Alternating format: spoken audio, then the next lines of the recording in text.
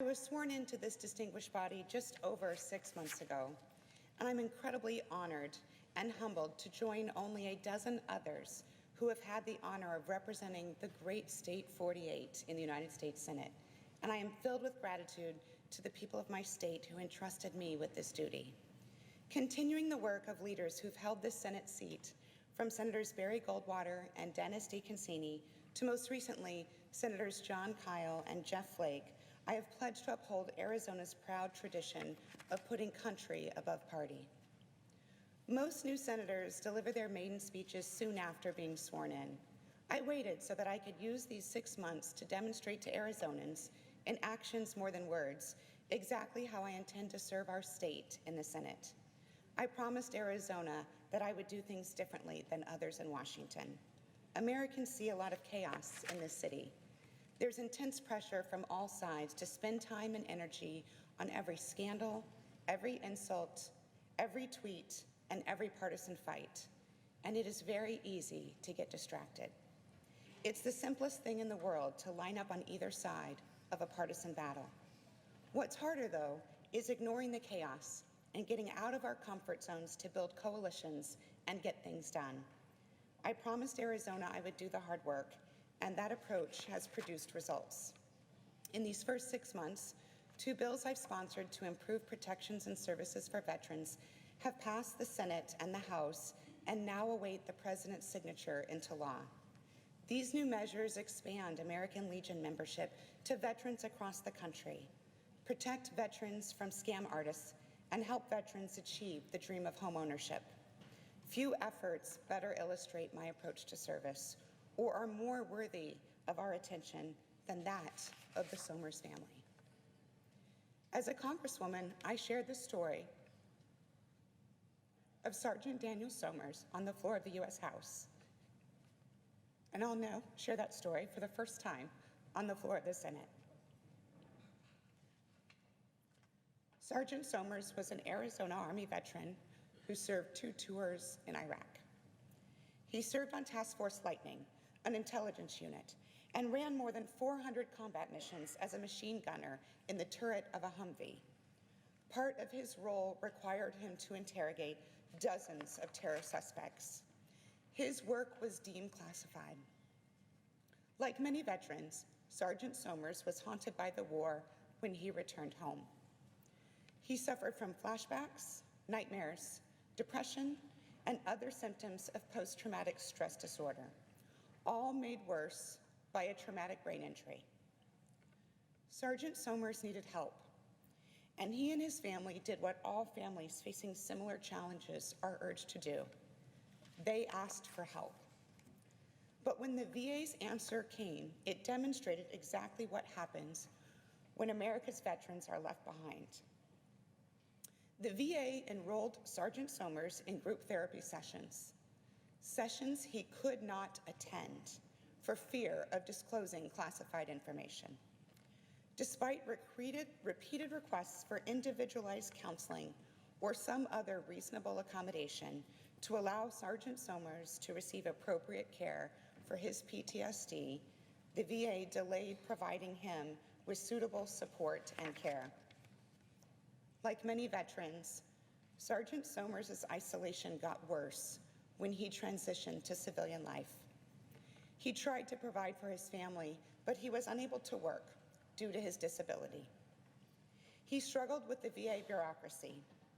His disability appeal had been pending for more than 2 years without any resolution, and he didn't get the help he needed in time.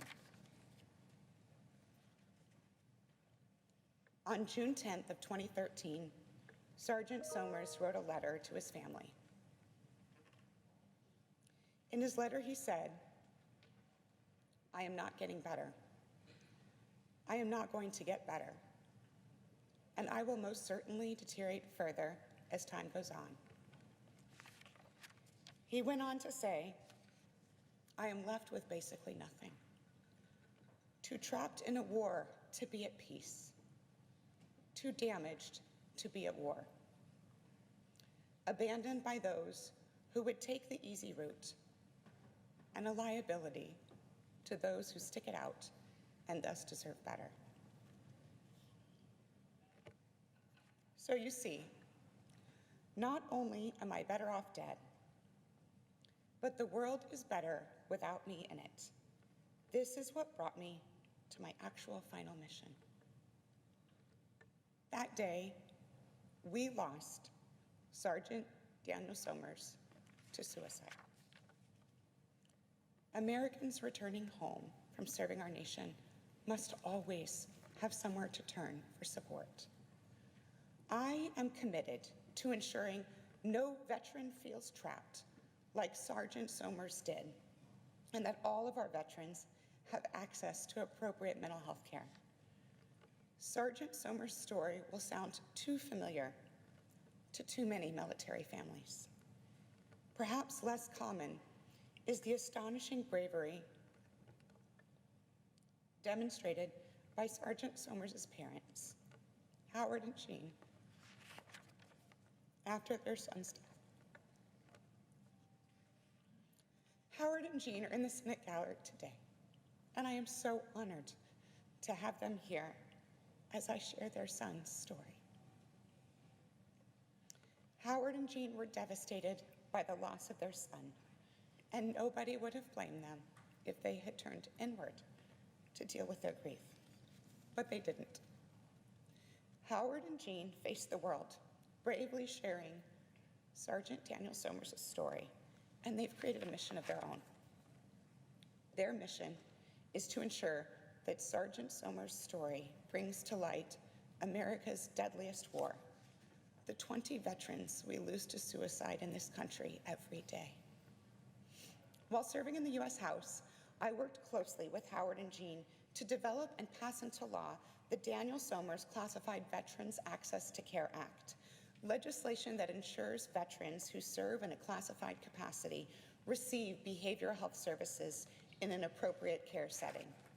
And now it's time to take the next innovative step to provide the support our service members and veterans have earned.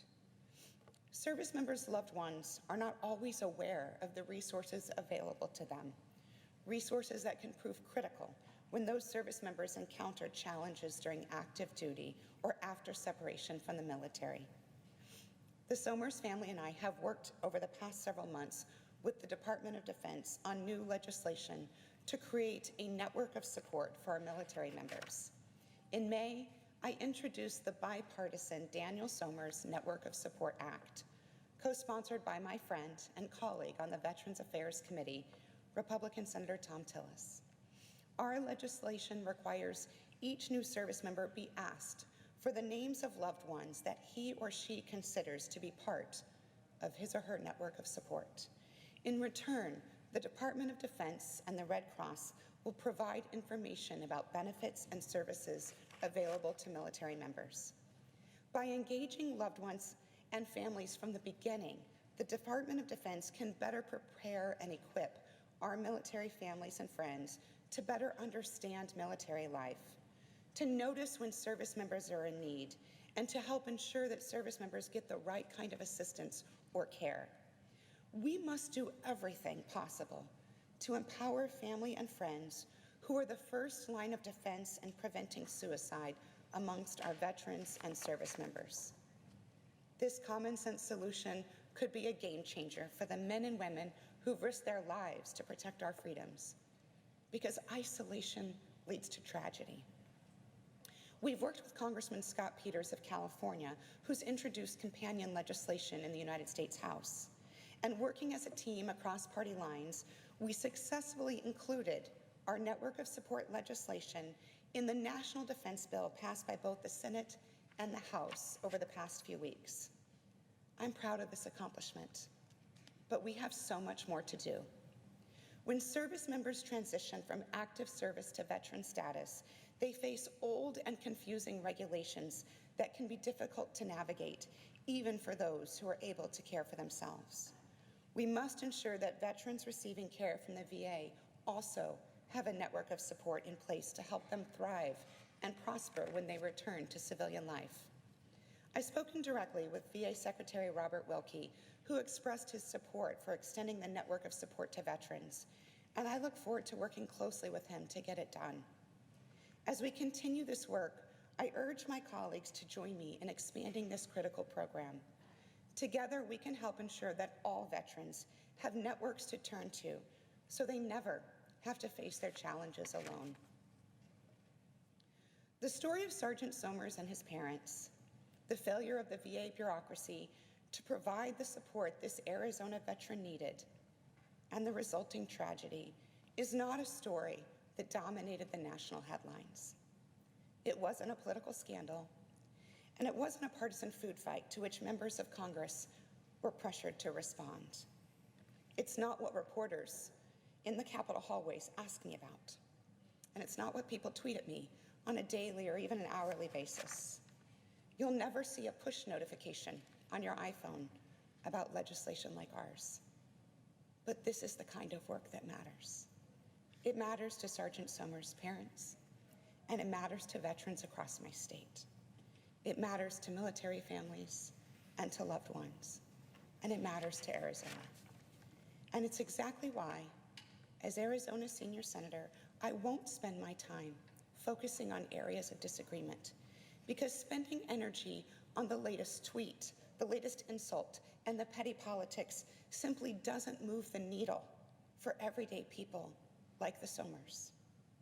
As a member of the Veterans Affairs Committee, I'm fortunate to serve with Republican Chairman Johnny Isakson and Ranking Member John Tester, two senators who demonstrate every day what can get done when leaders put aside their differences and work toward common goals.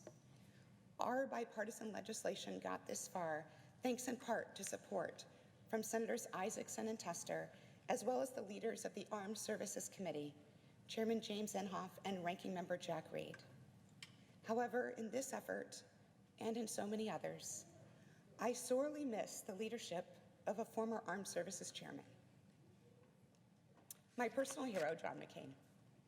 So many of my colleagues in this body came to know and love Senator John McCain for his military heroism and for his years of leadership in the Senate. Back home in Arizona, Senator John McCain is also a hero for what he represented in public service.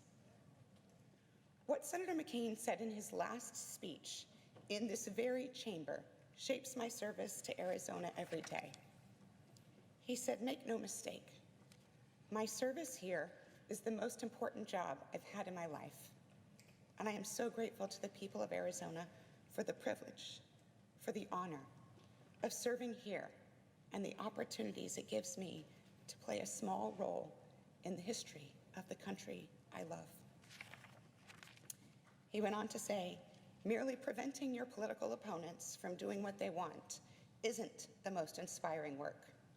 There's greater satisfaction in respecting our differences, but not letting them prevent agreements that don't require abandonment of core principles, agreements made in good faith that help improve lives and protect the American people.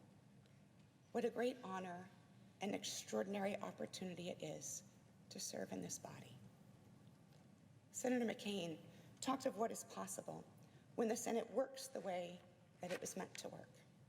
He stood for everything we stand for as Arizonans: fighting for what you believe in, standing up for what's right even if you stand alone, and serving a cause greater than oneself. He taught us to always assume the best in others, to seek compromise instead of sowing division, and to always put country ahead of party.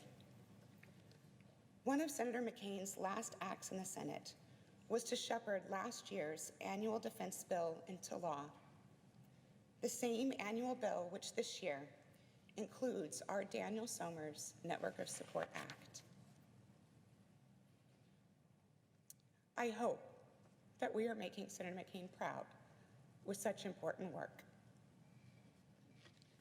So with Senator McCain's example lighting the way, and with the trust of the people of Arizona shaping my service, I recommit to ignoring political games and focus on upholding Arizona values to get things done for the state and for the country that I love. Mr. President, I yield the floor, and I note the absence of a quorum. The clerk will call the roll. Mr. Alexander.